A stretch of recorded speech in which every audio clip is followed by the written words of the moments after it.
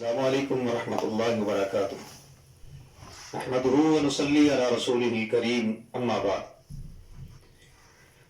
محترم سامعین اور ناظرین، انتہائی اہم مضمون میں آپ کی خدمت میں رکھنا چاہتا ہوں۔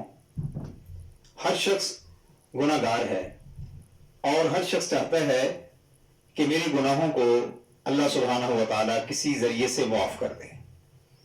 آج میں آپ کو ایک ایسا نسخہ بتلانے لگا ہوں کہ جس سے اللہ سبحانہ و تعالیٰ گناہ معاف فرما دیتے ہیں۔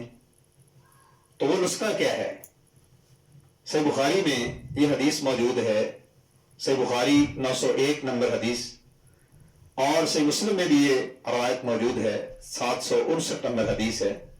رسول اللہ صلی اللہ علیہ وسلم نے ارشاد فرمایا: من صام رمضان ایمانا و احتسابا غفر له ما تقدم من ذنبه۔ جس شخص نے روزے رکھے ایمان کی حالت میں اور ثواب کی نیت سے، اللہ سبحانہ و تعالیٰ اس کے گناہوں کو معاف فرما دیتے ہیں۔ اب روزے رکھنا، سال بعد جو روزے آتے ہیں، اس سے اللہ سبحانہ و تعالیٰ ہمارے گناہوں کو معاف فرما دیتے ہیں۔ اور پھر ایک دوسری حدیث میں، وہ بھی روایت سے بخاری میں موجود ہے، 1895 نمبر حدیث ہے۔ رسول اللہ صلی اللہ علیہ وسلم نے آپ کے صحابی حضرت عمر رضی اللہ تعالی عنہ نے دریافت کیا کہ فتنے کے متعلق کوئی حدیث کسی کو یاد ہے؟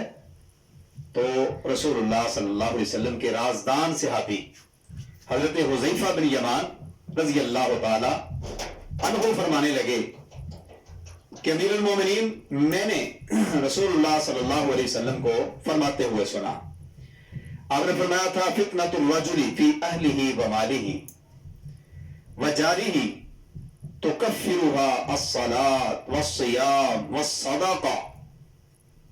آپ نے فرمایا کہ انسان کے لیے اس کے اہل و عیال اور اس کا مال اور اس کا پڑوسی، اس کے لیے آزمائش ہیں، اور اس آزمائش کا کفارہ کیا ہے؟ اس کا کفارہ یہ ہے نماز پڑھنا، اور اس کا کفارہ کیا ہے؟ روزے رکھنا، اور اس کا کفارہ کیا ہے؟ صدقات اور خیرات کرنا۔ رسول اللہ صلی اللہ علیہ وسلم کی یہ دوسری حدیث کہ جس میں آپ نے ارشاد فرمایا کہ کفارہ، گناہوں کا کفارہ۔ اور ایک تیسری حدیث میں آپ کی خدمت میں رکھنا چاہتا ہوں، سیدنا ابو ہریرہ رضی اللہ تعالیٰ عنہ فرماتے ہیں، رسول اللہ صلی اللہ علیہ وسلم نے ارشاد فرمایا، یہ روایت بھی صحیح مسلم میں 233 نمبر حدیث ہے، اور جامع ترمذی میں بھی یہ حدیث موجود ہے 214 نمبر پہ۔ رسول اللہ صلی اللہ علیہ وسلم نے ارشاد فرمایا: الصلوات الخمس والجمعۃ الی الجمعۃ ورمضان الی رمضان مکفرات لما بینہن۔ اب سوال یہ پیدا ہوتا ہے کہ کیا سارے گناہ معاف کر دیے جائیں گے؟ ایک بندہ کسی کو قتل کر دیتا ہے، وہ بھی معاف ہو جائے گا؟ ایک بندہ کسی کا مال چرا لیتا ہے، وہ بھی معاف ہو جائے گا؟ کسی کا حق کھا لیا، وہ بھی معاف ہو جائے گا؟ تو یہ حدیث اس کی وضاحت کرتی ہے کہ ایسا نہیں ہے۔ یہ کبیرہ گناہ جو ہیں، جس وقت تک توبہ نہیں کی جائے گی، اس وقت تک اس کی معافی نہیں ہوگی۔ یہ صغیرہ گناہ ہیں، ایسے گناہ کہ جن کو ہم گناہ شمار نہیں کرتے اور ہمیں اندازہ ہی نہیں ہوتا، اللہ سبحانہ و تعالیٰ سے گناہوں کو معاف فرما دیں گے۔